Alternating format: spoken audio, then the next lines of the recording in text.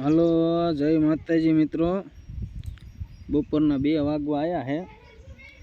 તડકો છે ભૂકા કાઢે એવો।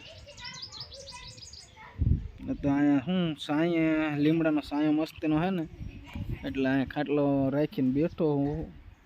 બાકી તડકો એટલે વાત ન પૂછો એવો તડકો છે। આવા તડકાનું આપણે કંઈક જવું હોય તો હરમત ચડે એવું નથી જવામાં।